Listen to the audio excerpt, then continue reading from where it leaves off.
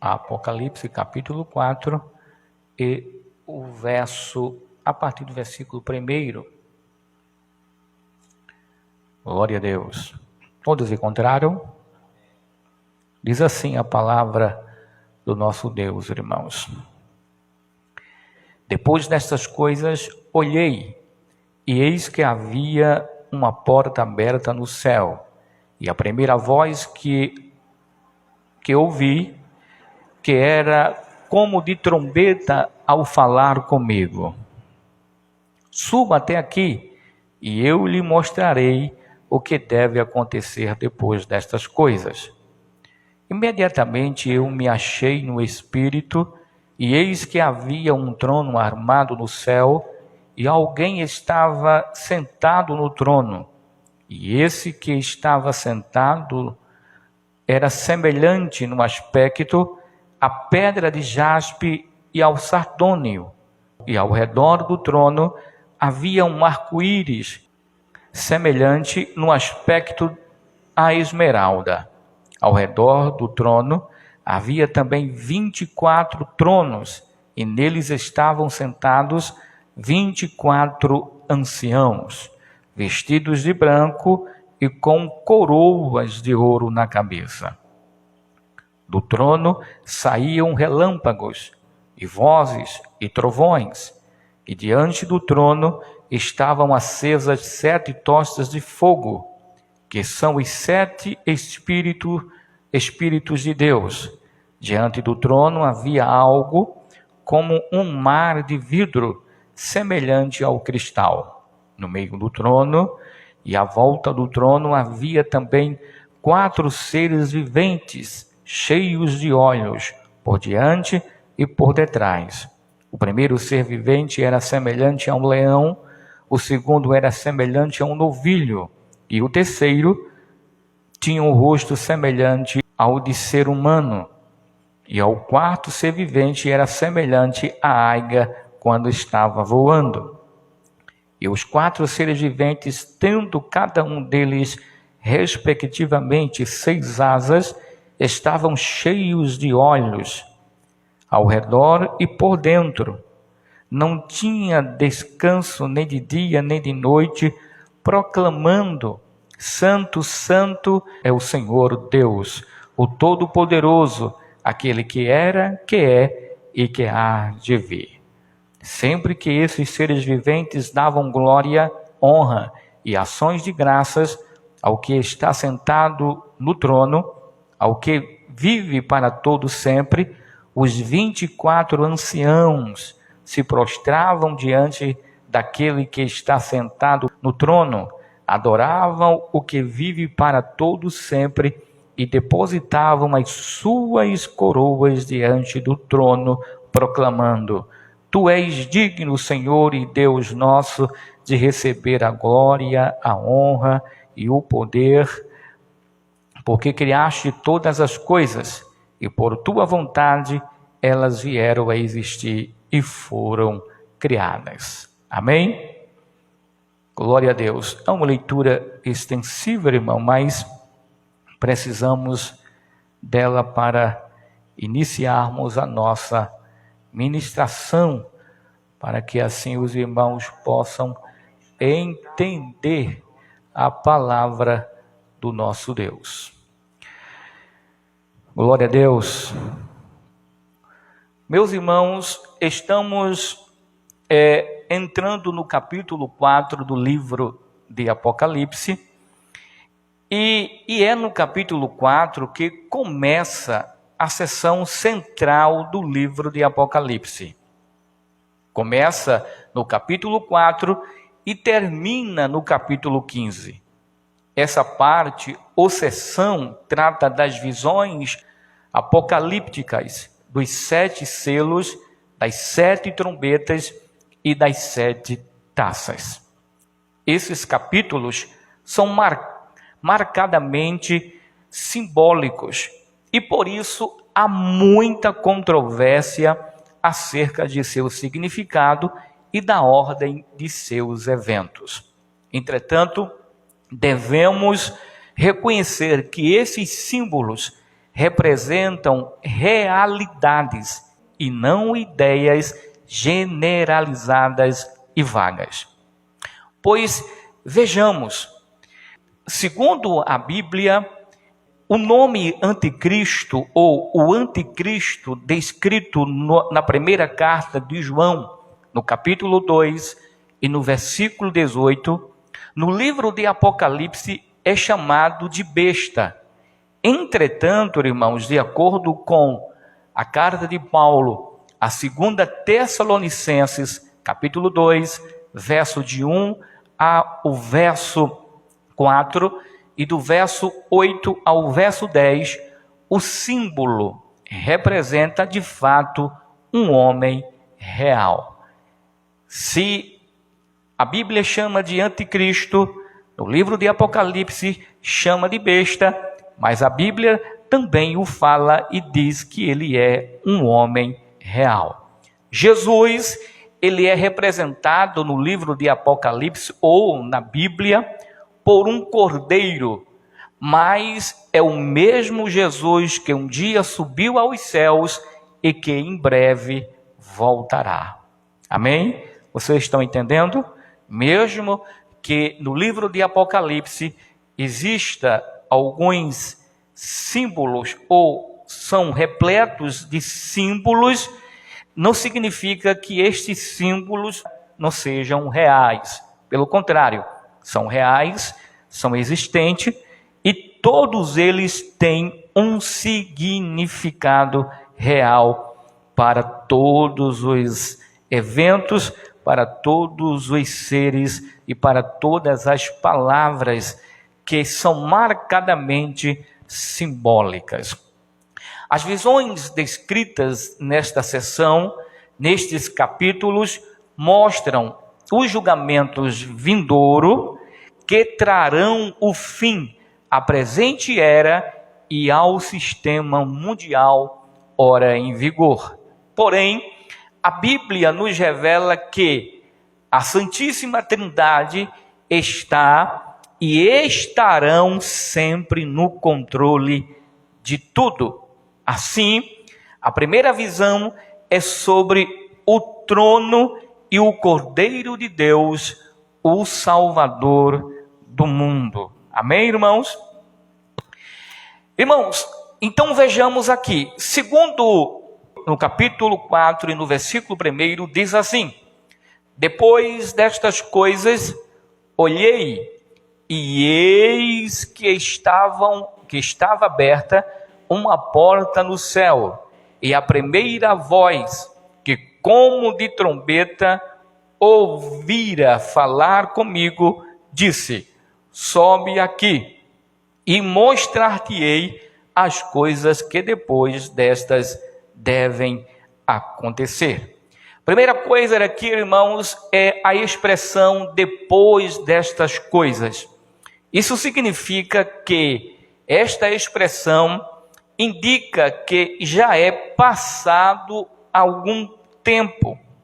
Em Pátimo, João não tem uma visão contínua, ou alguns dias podem ter se passado entre as revelações que compõem as diferentes seções do livro de Apocalipse.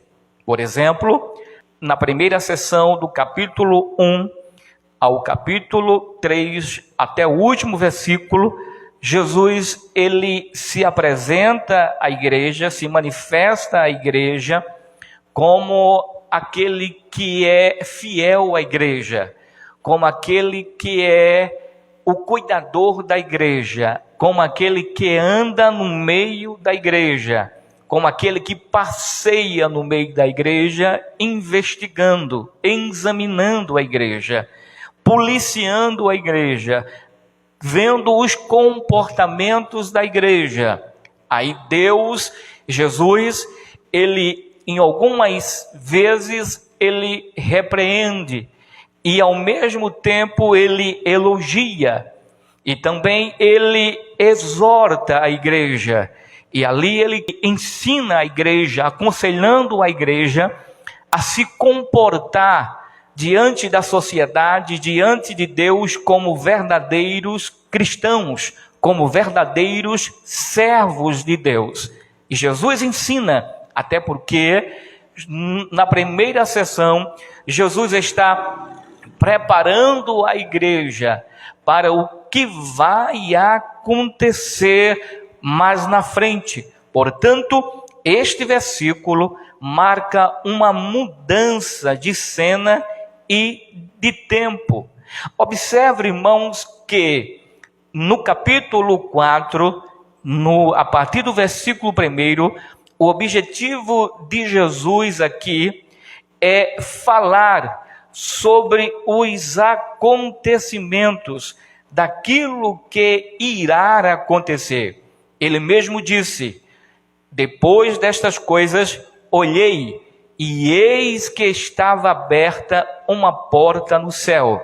E a primeira voz, que como de trombeta ouvira falar comigo, disse: sobe aqui, e mostrar-te-ei as coisas que depois destas devem acontecer. Deus estava dizendo que ele iria mostrar ao apóstolo João as coisas que ainda iriam acontecer depois destas, ou seja, já estavam acontecendo e iriam acontecer outras coisas que a igreja precisava saber.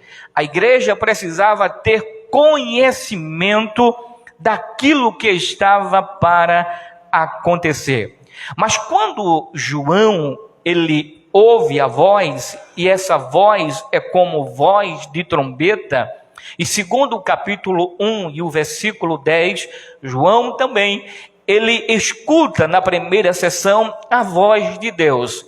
Só que na primeira sessão, João, ele quando ouve, escuta a voz, ele vira para ver quem vai falar com ele, não é assim? Ele diz assim: ouvi uma voz, como voz de trovão, como voz de muitas águas, e eu virei para ver quem falava comigo. Aqui já no capítulo 4, quando ele é convidado por Jesus e Jesus fala com ele, ele já conhece quem está falando com ele. Ele já conhece a voz de quem está falando com ele. Ele escuta a voz e ele obedece a voz. Diz assim: e como de trombeta ouvira falar comigo, e disse: sobe aqui. E quando João ele sobe, ele é de certa forma levado aos céus, levado ao âmbito espiritual. A primeira coisa que o apóstolo João vê é o quê? A porta aberta. E a porta aberta significa revelação de Deus, revelações dos céus. Ou seja, Deus estava ali, Jesus estava abrindo a porta da revelação para mostrar a João, ao apóstolo João, as coisas que em breve deveria acontecer. Irmãos, é por isso que o mundo ele não entende, ele não compreende as coisas de Deus. Porque só quem entende e compreende as coisas de Deus, as coisas espirituais, é quem é espiritual também. Quem não for espiritual não vai entender nunca as coisas de Deus. E ele nunca vai entender e compreender a Bíblia a fundo, porque ele não tem o Espírito Santo de Deus, e Deus assim não o revelou. Mas Deus tem revelado as coisas celestiais aos seus pequeninos. Deus tem feito isso. E Deus convidou a João e disse: sobe aqui, porque eu vou te mostrar, eu vou te revelar, eu vou te mostrar as coisas que em breve deve acontecer. E logo, irmãos, no versículo 2 e versículo 3 do capítulo 4, diz assim: e logo fui arrebatado em espírito, e eis que um trono estava posto no céu, e um assentado sobre o trono, e o que estava assentado era, na aparência, semelhante a pedra de jaspe, de sardônio, e o arco-íris celeste que estava ao redor do trono, e parecia semelhante a esmeralda. Veja que no versículo 2, o apóstolo João, ele foi arrebatado em espírito, pelo menos em algumas traduções. Outra tradução diz que o apóstolo João, ele foi elevado em espírito. É por isso que nós precisamos entender, porque alguns escritores imaginam que esta parte deste versículo está se referindo ao arrebatamento da igreja. Mas em espírito é uma das frases-chave do livro de Apocalipse. Por exemplo, em Apocalipse capítulo 1, versículo 10, é introduzida a primeira seção do livro com a visão de João que teve de Jesus no meio dos 7 castiçais. Já aqui no verso 2, é introduzida a visão de Cristo sobre o trono, abrindo os 7 selos e desencadeando a administração das 7 trombetas e das 7 taças do julgamento divino. Então, essa expressão foi elevado em espírito, ou foi arrebatado em espírito, não significa que está se referindo ao arrebatamento da igreja, mas um evento específico e único. João, na primeira sessão, ele foi elevado em espírito. Na segunda sessão, ele também entrou no mundo espiritual para entender e compreender as coisas de Deus e ver. Até porque homem nenhum, irmãos, conseguiria estar na presença de Deus na forma física. Na forma física, ninguém suportaria estar diante de Deus. Uma das passagens bíblicas que nós conseguimos vislumbrar é quando lá no Monte Sinai, quando Moisés, ele diz assim: Senhor, mostra-me a tua face. Eu quero ver a tua face. Aí a Bíblia diz que quando Moisés estava no monte, o Senhor fez questão de passar por ele, para que ele assim o visse, ou se ele poderia conseguir ver Deus. Aí a Bíblia diz que o refulgor da sua glória era tão grande que Moisés não conseguia ver, não conseguia olhar. Ele teve que se esconder atrás de uma pedra, porque ele não conseguia ver a glória de Deus. É que para nós estarmos na presença de Deus, é preciso nós estarmos em espírito, para que a gente venha ser elevado aos céus. É preciso que a gente esteja em espírito, do contrário, nós, no nosso corpo, não resiste à presença de Deus. É por isso que o apóstolo Paulo, ele diz o seguinte, que não herdarão os céus, nem a carne, nem o sangue, não herdarão os céus, não entrarão, até porque ele não resistiria. No capítulo 6 do livro de Isaías, Isaías teve uma visão. Olha a visão de Isaías. Isaías disse que no ano em que o rei Uzias foi morto, ele viu o Senhor assentado no mais alto e sublime trono. E ali ele viu ao redor do trono de Deus, ele viu serafins. Só que ele expressa dizendo que a roupa, em algumas traduções diz que o seu vestido cobria o ambiente aonde Deus estava, ou seja, a glória de Deus, a presença de Deus cobria aquele ambiente, tomava conta daquele ambiente. Agora imagine, A Bíblia diz que esses serafins, cada um deles tinham 6 asas. Aí a Bíblia diz o seguinte: com 2 asas ele cobria os pés, com 2 asas eles voavam, mas 2 asas eles cobriam o rosto. Veja, se o anjo que é o anjo, ele não consegue, ele não suporta a presença e a glória de Deus, imagine nós, pobres mortais, seres humanos, não resistiríamos de jeito nenhum, de jeito maneira, à presença de Deus. É por isso que João, ele precisava sair do mundo físico e ir para o mundo espiritual. Ele estava em espírito, ele saiu do corpo físico e se apresentou a Deus no corpo espiritual. Este é o versículo 2. Mas a Bíblia diz que quando o apóstolo João entra pela porta, a primeira coisa que o apóstolo João ele vê um trono. E o trono significa controle e autoridade, poder e honra, não é verdade?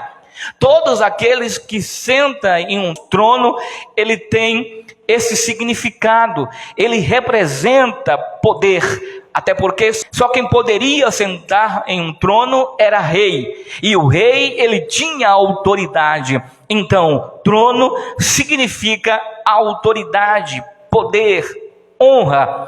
Ali estava. Só que, observe, a palavra trono, só no Novo Testamento existe 67 vezes. 47 vezes só no livro de Apocalipse e 12 vezes somente no capítulo 4. Esse capítulo que nós estamos aqui estudando, lendo, existe 12 vezes a palavra trono. A primeira coisa que ele vê é o trono, ou seja, ali no céu, que ele entra na porta e vê que ali está um trono, introduzido no céu, introduzido no ar, introduzido na região celestial. Irmãos, aí no capítulo 4 e no versículo 3, a gente vê que João, ele não tenta descrever Deus. A preocupação dele, irmãos, não é em descrever Deus. Ele se preocupa simplesmente pelo o fato de alguém estar no trono, e essa pessoa que está no trono é Deus. E ele sabe que não tem como alguém descrever Deus de forma literal. Deus, ele não é como você vê uma outra pessoa, de nariz, de olho, de orelha, olhos azuis, cabelos loiros, ou não importa. Deus, ele não pode ser descrito desta forma. É por isso que o apóstolo João, ele não se preocupa em descrever Deus. Ele apenas diz que aquele que está sentado no trono, ele tem uma aparência de jaspe e de sardônio.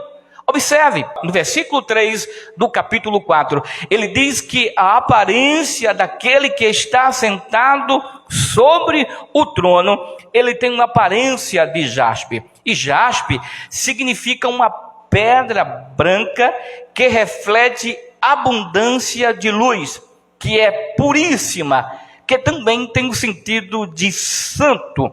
E também a pedra sardônio, que é vermelho como carmesim e que retrata o juízo de Deus. E também tipifica a justiça de Deus, Deus como justo. Então, a primeira coisa que ele faz é ver que ali está alguém puro, alguém santo, alguém que reflete uma abundância de luz, alguém que é puro, mas também ele vê alguém que é justo em seu julgamento, alguém que é capaz de julgar de forma justa. Só que também ele diz o seguinte, ele diz que ali naquele trono, ao redor do trono, tem um arco-íris. E arco-íris, irmãos, é símbolo da presença ou da aliança de Deus. Arco-íris é um pacto de misericórdia de Deus. E isso indica que Deus, antes de enviar o seu juízo, ele envia a sua graça e a sua misericórdia. Segundo o versículo 5, se vocês olharem o versículo 5, vocês vão ver que ali a Bíblia diz que de lá saía relâmpagos, vozes e trovões. E isso são evidências do juízo de Deus. E aquele arco-íris ali, ele aparece primeiro. Aparece como uma forma de um pacto, simbolizando a aliança de Deus com o ser humano. Ou seja, Deus dizendo: eu irei poupar os meus filhos, eu irei poupar a minha igreja, eu não irei destruir mais a terra com água, porque isso significava lá na aliança que Deus fez com Noé, que Deus pegou o arco e ele fez esta aliança que Deus ele fez com o homem, e Noé ali representava a humanidade. Deus estava dizendo que não iria destruir a terra com água, iria poupar os seus filhos, não iria fazer mais daquela maneira, daquela forma. Então, este arco-íris significa aliança, pacto com Deus, pacto de Deus com a igreja. Deus dizendo assim: olha, antes de acontecer o pior, antes das coisas piorarem, antes da grande tribulação, eu irei livrar vocês, eu irei tirar vocês da terra. Aqui sim, fala sobre o arrebatamento da igreja. Deus dizendo assim: eu vou te poupar, eu vou te guardar, eu vou te livrar. Até porque no versículo 3, a sua presença é manifestada e ele mostra que ele iria, por amar tanto a igreja, ele iria guardar a igreja na hora da tentação que há de vir sobre a terra. Então, irmãos, veja que no capítulo 4, no versículo 4, veja que ali está o trono, no centro, e ao redor do trono tem o quê? 24 anciãos. E todos eles estavam com coroas, e eles estavam ali diante de Deus. Alguns acham que estes homens, que estes anciãos, eram anjos, que estavam ali diante de Deus como um ser poderoso, mas de fato não é, porque ali representa a igreja da antiga aliança e da atual aliança, da nova aliança. Ali representam os 12 patriarcas e os 12 apóstolos, e ali está representada a igreja de Cristo. Sabe o que isso significa? Isso significa que nós reinaremos e julgaremos nações e reinos junto com Deus. Amém? Ali está nós, a igreja. Ali representa a igreja da antiga e da nova aliança. E ali representa a igreja, nós, nesse dia. E estaremos com Deus e reinaremos com ele e julgaremos também as nações e reino junto com o nosso Deus. Amém? Coroa, irmãos, é sinônimo de fidelidade. Sabia disso? Porque ali nós vamos ver que os 24 anciãos, ele tem o que sobre a cabeça? Uma coroa. Todos eles têm uma coroa. E coroa é sinônimo de fidelidade. O que foi que Jesus disse para a igreja? Ser fiel até a morte e dar-te-ei a coroa da vida. Aqui nos mostra a glória, a vitória do povo de Deus, a vitória da igreja significa que a igreja jamais, irmãos, ela será derrotada. Amém? A igreja jamais será derrotada. A igreja, ela é vitoriosa e ela sempre vai se sobressair. Por mais que haja perseguições, por mais, irmãos, que haja mortes, a igreja jamais será dissipada. Pelo contrário, a igreja será vitoriosa. Enquanto a igreja permanecerá fiel a Deus, e Deus irá recompensá-la com uma coroa de glória, com uma vida eterna. Sentará com Deus, irá participar da grande ceia do Senhor, irá ser recompensada por tudo aquilo que ela fez em pró ao reino de Deus, em pró ao evangelho de Cristo, em pró, irmãos, as coisas de Deus. Todos nós seremos recompensados pelo nosso Deus. Amém? Capítulo 4, versículos 6 e 7, fala sobre os 4 seres viventes. Diante do trono havia algo como um mar de vidro, semelhante ao cristal. Primeira coisa que essa parte desse versículo quer dizer, irmãos, que diante de Deus não tem como alguém se esconder. Tudo é claro, tudo é visível, tudo é revelado.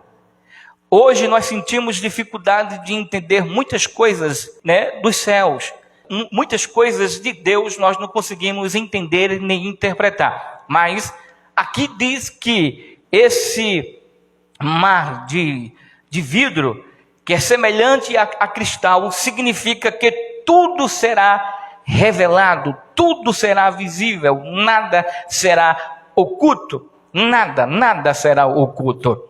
Mas ainda o versículo continua: no meio do trono e à volta do trono havia também 4 seres viventes, cheios de olhos por diante e por detrás. O primeiro ser vivente era semelhante a um leão, o segundo era semelhante a um novilho, o terceiro tinha um rosto semelhante a um de ser humano, e o quarto ser vivente era semelhante à águia quando está voando. E os 4 seres viventes, tendo cada um deles, respectivamente, 6 asas, estavam cheios de olhos ao redor e por dentro. Não tinha descanso nem de dia, nem de noite, proclamando: Santo, Santo é o Senhor Deus. Existem algumas vertentes teológicas para explicar quem são esses 4 seres viventes. Eu quero falar aqui sobre 2 vertentes que parecem até ter alguma coerência, mas de fato não é nenhuma delas. Mas escute, para uma vertente teológica, eles dizem que os 4 seres viventes são os 4 evangelhos. O leão é a figura de Jesus como rei, o novilho fala do animal que serve, que trabalha, e também é a figura de Jesus como servo. Ele diz que o homem é a figura do homem perfeito, e a águia que vem do céu e que volta para o céu é a figura da divindade de Cristo. Essa é uma das vertentes. A segunda vertente, ele diz que os 4 seres viventes representam a totalidade da natureza, glorificando aquele que está no trono. O leão é o rei dos animais, o boi é o rei dos animais domésticos, o homem é o ápice da criação divina, o ser mais sábio e inteligente, criado à imagem e semelhança de Deus. E a águia é a rainha das aves, representando a liderança máxima e sua categoria. Mas eu quero dizer para vocês que eu fico com a terceira vertente, que diz o seguinte: os 4 seres viventes descrevem os seres angelicais, viu? Aqui esses 4 seres viventes descrevem os seres angelicais, ou seja, são anjos e não representa O evangelho não tem nada a ver com aquilo que nós falamos antes. Veja, o leão, ele simboliza força, o boi, capacidade de serviço, o homem, inteligência, e águia, agilidade e rapidez. Tudo isso são características de um anjo, ou não? O anjo é um ser inteligente. O anjo, ele tem força. O anjo, ele tem capacidade de serviço. O anjo, ele é ágil, ele tem agilidade. E é por isso, irmãos, que nós vamos ver, segundo aqui a Bíblia, no decorrer desta sessão, quando os anjos são enviados por Deus para ferir a humanidade, Deus usa os anjos para assim fazer justiça sobre a humanidade. Amém? Então esses 4 seres viventes, eles são o quê? Anjos do Senhor, anjos prontos para agirem segundo a vontade de Deus. Amém, irmãos? Segundo a vontade de Deus. Vocês acreditam que Deus, segundo o livro de Apocalipse, usará os anjos para assim fazer justiça à humanidade? Eu acredito, irmãos. E segundo o livro de Apocalipse, Deus assim o fará. Mas eu quero terminar, irmãos, dizendo que, segundo o versículo 9, diz o seguinte: sempre que esses seres viventes davam glória, ou seja, os anjos davam glória a Deus, ao Senhor, dizendo: Santo, Santo, Santo é o Senhor Deus, o Todo-Poderoso, aquele que era, que é e que há de vir. A Bíblia diz que sempre que esses seres viventes davam glória, honra e ações de graças ao que estava sentado no trono, ao que vive para todo o sempre, versículo 10, os 24 anciãos se prostravam diante daquele que está sentado no trono, adoravam o que vive para todo sempre e depositavam as suas coroas diante do trono, proclamando, dizendo: Tu és digno, Senhor e Deus nosso, de receber a glória, a honra e o poder, porque criaste todas as coisas e por tua vontade elas vieram a existir e foram criadas. Uma coisa interessante que nós vemos aqui é que a igreja verdadeira de Cristo, ela não se acha digna de estar diante de Deus. E Deus, ele honrou a igreja e honrará a igreja nesse dia, quando isso acontecer, segundo o livro de Apocalipse, porque além de nós reinar com Cristo, nós estaremos julgando as nações e reinos junto com ele. E Deus nos servirá, e Ele nos deu uma coroa de glória, uma coroa de vida eterna. Mesmo assim, mesmo Deus dando tudo isso à igreja, a verdadeira igreja de Cristo, ela não se acha digna de estar diante do Deus vivo. Veja aqui, isso aqui é igreja é isso, irmão. Igreja, ela glorifica a Deus, igreja, ela exalta a Deus, a igreja, ela enaltece a Deus com a sua vida, com as suas vestes, com as suas palavras, ela exalta a Deus com os seus bens, com aquilo que eles têm.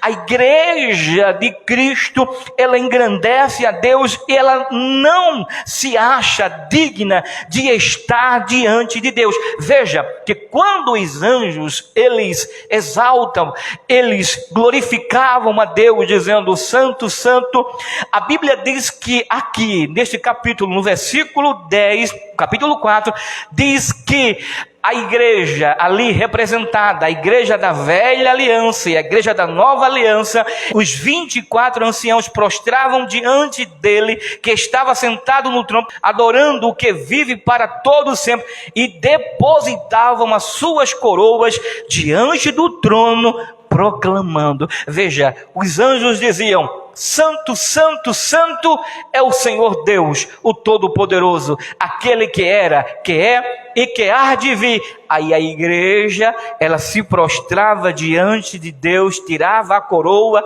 colocava diante do trono, ou seja, dizendo que estava diante de Deus, mas não se achava digna. Aí dizia: Tu és digno, Senhor e Deus nosso, de receber a glória, a honra e o poder, porque criaste todas as coisas e por tua vontade elas vieram a existir e foram criadas. Amém? Assim como os anjos exaltavam a Deus, glorificavam a Deus e glorificam a Deus lá no céu, a igreja aqui, enquanto ela não estiver lá no céu, enquanto ela não estiver reinando com Cristo, ela estará aqui exaltando, glorificando a Deus, dizendo que Deus é digno, dizendo que o Senhor é o seu Deus, e Ele é digno de receber a honra, a glória e o poder, porque Deus criou todas as coisas, e pela vontade dEle, pela vontade de Deus, elas vieram a existir. Amém? Que Deus em Cristo continue nos abençoando hoje, amanhã e sempre. Vamos, neste momento, orar a Deus, agradecendo por esta grandiosa oportunidade.